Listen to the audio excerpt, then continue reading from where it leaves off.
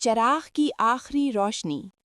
پرانے زمانے کے ایک خاموش قصبے میں، جہاں مٹی کی گلیاں صبح کی روشنی میں سنہری دکھائی دیتی تھیں اور شام کو چراغوں کی لوئیں ٹھنڈی ہوا میں کانپتی تھیں، وہیں ایک ٹوٹی پھوٹی جھوپڑی کھڑی تھی۔ اس جھوپڑی میں ایک غریب بڑھیا رہتی تھی، جسے لوگ چراغ والی اماں کے نام سے جانتے تھے۔ اس کی آنکھوں کی روشنی کم تھی، مگر دل میں امید کی آخری چنگاری ابھی باقی تھی۔ ہر شام جب سورج پہاڑیوں کے پیچھے چھپ جاتا، بڑھیا اپنی جھوپڑی کے باہر ایک چھوٹا سا مٹی کا چراغ رکھتی اور اسے جلا دیتی۔ لوگ گزرتے ہوئے کن اکھیوں سے اسے دیکھتے، کچھ سر جھٹک کر کہہ دیتے، بیچاری اماں کا دماغ چل گیا ہے، کس کے لیے یہ چراغ؟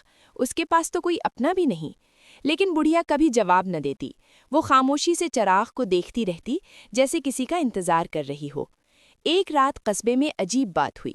چراغ پہلے سے زیادہ روشن تھا، جیسے اس میں ہوا کے بجائے کسی جذبے کی آگ جل رہی ہو۔ کچھ لوگ ٹھہر گئے، کچھ حیران ہوئے۔ انہی میں ایک 12-13 سال کا لڑکا نعیم بھی تھا، جو اکثر اماں کے پاس سے گزرتا مگر کبھی بات نہیں کرتا تھا۔ آج نہ جانے اسے کیا ہوا، وہ آگے بڑھا اور آہستہ سے بولا، اماں، آپ روز یہ چراغ کیوں جلاتی ہیں؟ آپ کی جھوپڑی میں تو کوئی نہیں آتا۔ بڑھیا نے اس کی طرف دیکھا۔ اس کی آنکھوں میں نمی اور مسکراہٹ دونوں تھیں۔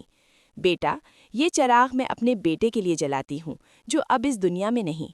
وہ جب چھوٹا تھا، ہمیشہ رات کو مجھ سے کہتا، اماں، میرے لیے چراغ جلایا کریں، مجھے اندھیرے سے ڈر لگتا ہے۔ اس دن بھی اس نے یہی کہا تھا، مگر میں چراغ جلا نہ سکی اور وہ دنیا سے چلا گیا۔ نعیم کی آنکھوں میں آنسو تیرنے لگے۔ بڑھیا نے کپکپاتے ہاتھوں سے چراغ کو چھوا اور آہستہ سے بولی، اب میں ہر رات اس کے لیے چراغ جلاتی ہوں۔ شاید وہ کبھی خواب میں آئے اور میں اسے کہہ سکوں کہ دیکھ بیٹا، اب تیرا چراغ کبھی نہیں بجھے گا۔ قصبے کے لوگوں نے پہلی بار چراغ کی روشنی میں بڑھیا کا دکھ دیکھا۔ اگلے دن سے مٹی کی اس گلی میں ایک نہیں 10 چراغ جلنے لگے۔ ہر چراغ میں ایک ماں کے درد کا احترام اور ایک بیٹے کی یاد کی خوشبو تھی۔ اس رات قصبے کی ہوا پہلی سے زیادہ روشن تھی، کیونکہ کچھ روشنیاں دل کے زخموں سے جلتی ہیں اور وہ کبھی نہیں بجھتیں۔